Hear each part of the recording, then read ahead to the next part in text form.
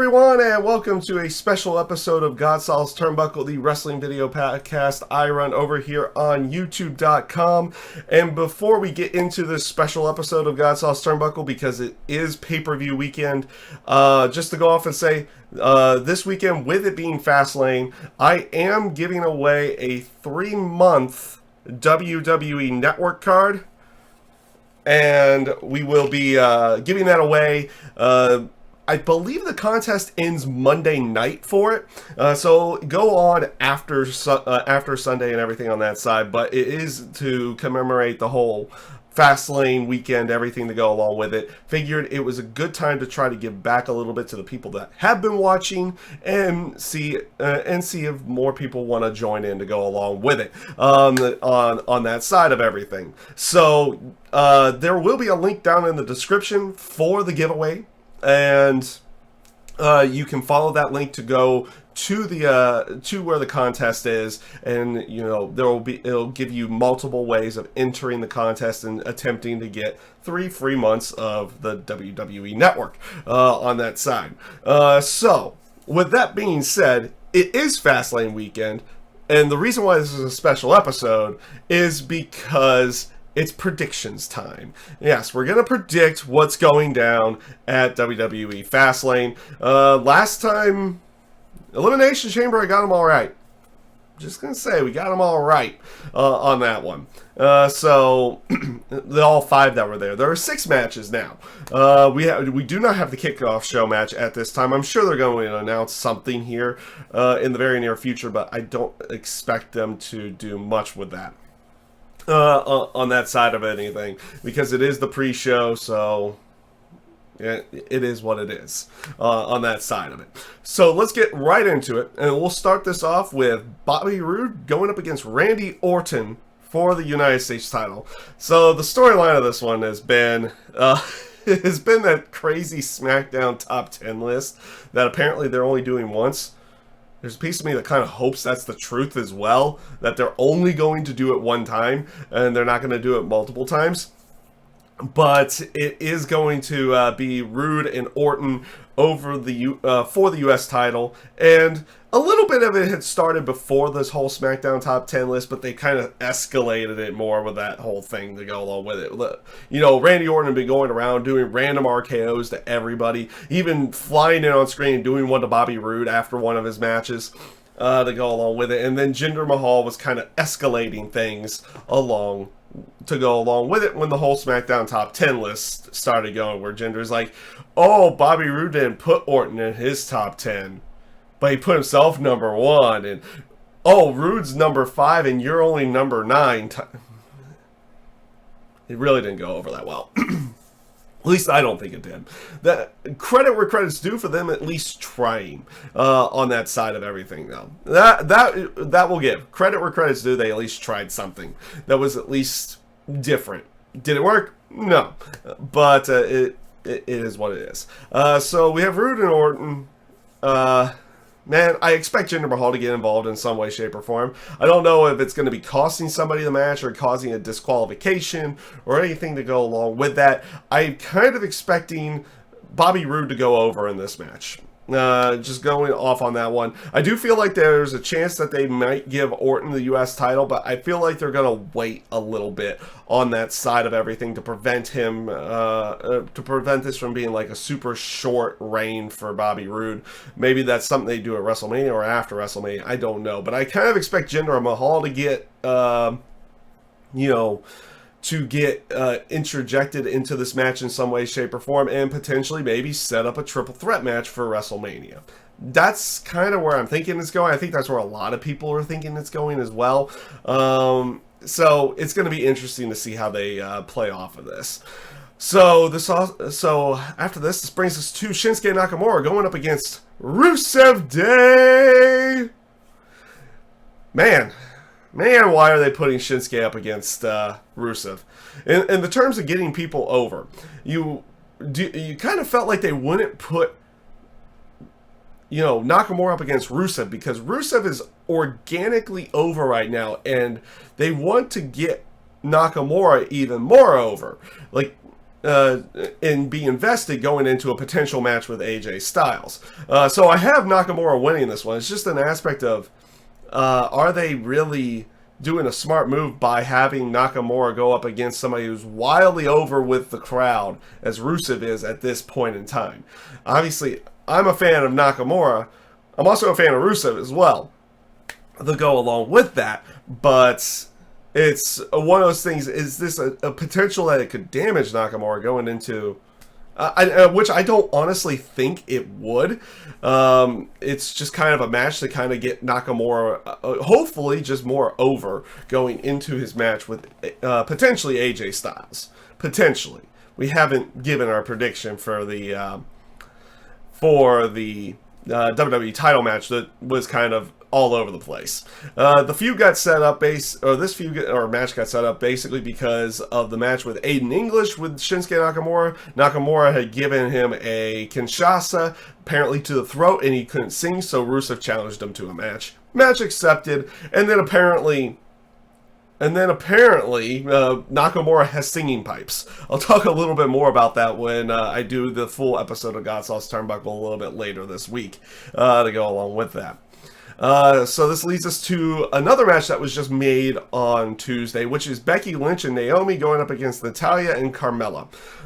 This one has the potential of being interesting to a certain degree. It depends on where they're going with the whole SmackDown Women's title picture to begin with. There's rumors that Asuka's going to show up in some way and just challenge Charlotte because she's beaten everybody over on Raw at least once. So she wants a new challenge. Even though she hasn't won the title over on Raw, she wants a new challenge, and she's never faced Charlotte. That's one way of going about it. They've also pitched the whole idea of Natalya when they were making this match with her and Naomi in a backstage segment, that she was going to challenge the winner of the Riot Charlotte match for the SmackDown Women's title. She's going to openly challenge them for it. And then, of course, you have Carmela with a Money in the Bank briefcase to go along with it. So you have a lot of different facets in here. Also, they kind of been building Becky Lynch up. And if they're not going to go the route of Asuka and Charlotte for WrestleMania in the terms of the SmackDown Women's title, I would personally like to see it be Becky Lynch and Charlotte at that point in time. And this kind of gives away who I'm going with in the SmackDown Women's title match, but honestly, we're going to talk about that next. And it's kind of a foregone conclusion unless they really want to throw a curveball at us in that match.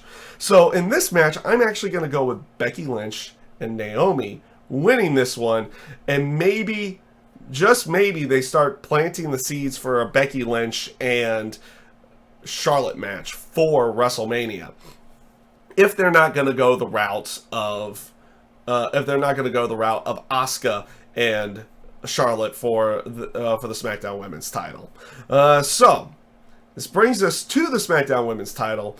You know what? I like this story to a certain degree. I feel like they've been they've kind of misdone everything, especially with the Riots, especially everything with the Riot Squad. They could have, built this up a little bit more going into it, because the Riot Squad's been around since November, and at this time it's almost 4 months. At this point in time, it's almost 3 to 4 months that they've been on the air, and for the most part we didn't know what they were about. Like, why were they here? And they finally explained it on SmackDown this week, albeit a little too late, but it was well done on that side, because Ruby Riott says she formed the Riot Squad because she had been seeing this myth and legend build up in Charlotte Flair, and she wanted to come in and destroy that myth, destroy that legend of Charlotte, and bring her back down off of that pedestal. And it was really well delivered on that side. Wish they would have done this months ago.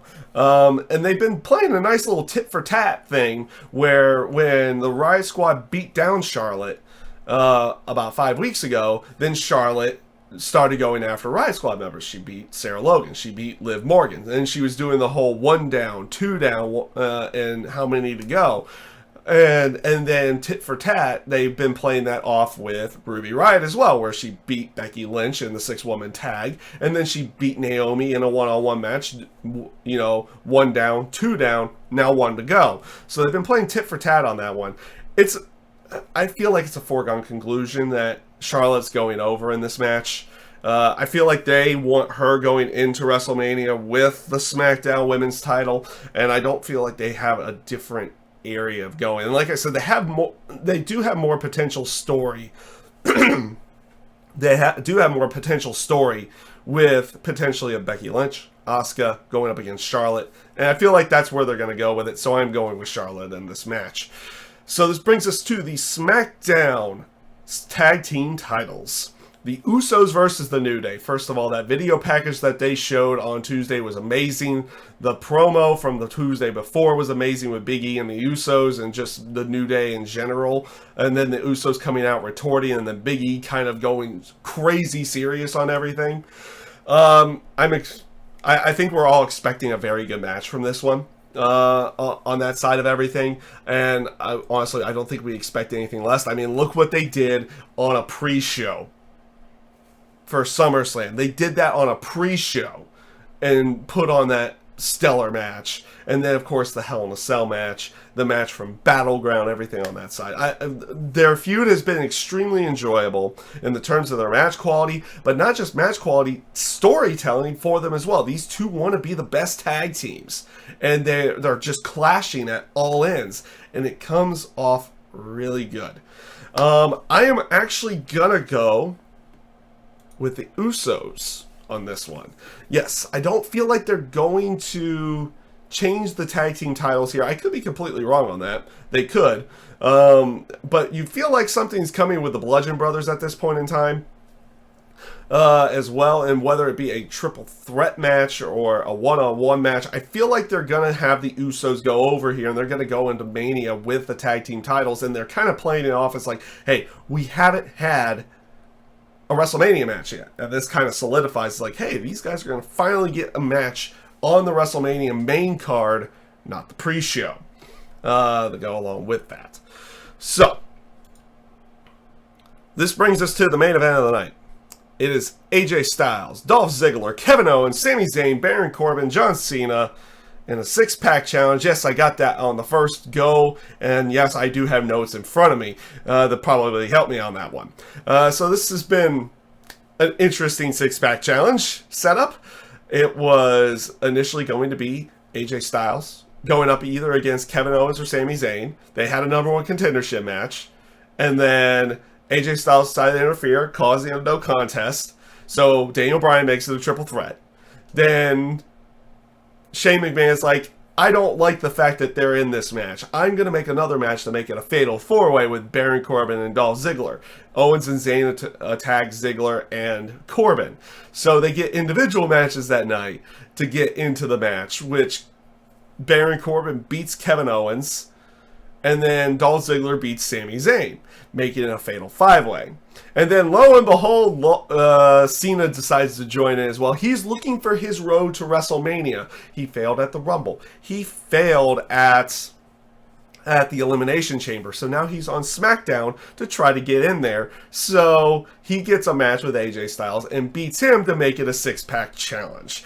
And all to go along with this whole aspect of Shane McMahon not liking Kevin Owens and Sami Zayn to go along with it. You have the storyline of the potential dream match dream match for a lot of people in the terms of people who have kind of seen these guys' careers before with Shinsuke Nakamura and AJ Styles being at WrestleMania, which would be great.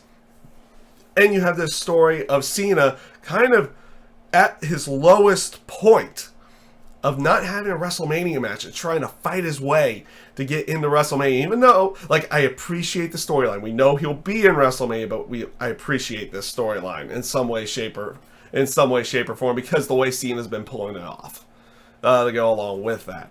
So, and then you had the promo from Cena on Monday night. It's like, AJ, I'm not going to take your WrestleMania moment away. It's like, yes, I'm winning on Sunday, but I want you to make it a triple threat at Mania and everything to go along with it. So they're playing things like that.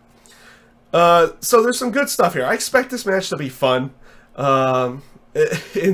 Especially after the Fatal 5-Way from SmackDown that they decided to do just randomly. I expect this match to be a good one. I expect it to be fun to watch. I expect a lot of good stuff in there in the terms of the match quality. The story's just kind of all over the place because they had this whole Shane McMahon, Daniel Bryan thing to go along with it. And now you have Sami Zayn is like saying he would lay down for Kevin Owens, but then he pins him on SmackDown. You got these different things inside of there. We'll talk, and I'll talk more about that on the podcast at a later time. But I am going to go ahead and pick AJ Styles. Yes, I feel like they're just going to have it be AJ Styles and Shinsuke Nakamura. There's not going to be an aspect of him losing the title, getting the title back to get it back in there, because they don't have that much more time to build the match.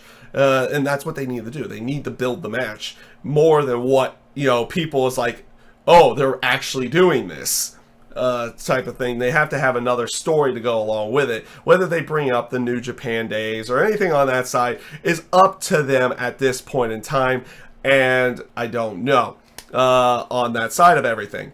But with that being fully said, though, I am picking AJ Styles to win this match. But if they're really going to hammer home this whole aspect of Cena getting lower and lower and lower down in the dumps, they need to have him eat the pin in this match. I mean, they did just have him beat AJ. So why not have him eat the pin in the match? And lo and behold, you have Cena at his lowest point before he gets the Mania match, and him potentially defeated and saying, I guess I'm not on WrestleMania this year. Everything on that side. That's what they need to do. I have AJ Styles winning, and I have him going over John Cena at this point in time. We'll see how everything plays off. I mean, they could play it off of him pinning any of these guys. I mean, I guess just for the sake of it, they could have him pin Baron Corbin to go along with it. Kind of get a little bit of a one-upsmanship of what had happened during the U.S. title feud with Corbin and AJ. And we'll see where everything goes off on that. Overall, the show has potential of being fun to watch. It's just the feuds and everything going into it. Like the Usos and New Day's been great. That's been great. Honestly, I've been liking the Charlotte Ruby Riott stuff, especially with them now kind of explaining the Riott Squad.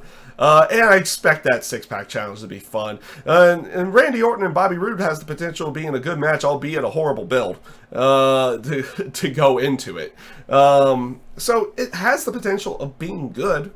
So we'll see how everything goes off. So with that being said, everybody, again, that's gonna do it for the predictions. And again, just as a reminder, if you follow the link down in the description, it'll send you off to a place that you have a chance at entering into a contest to win.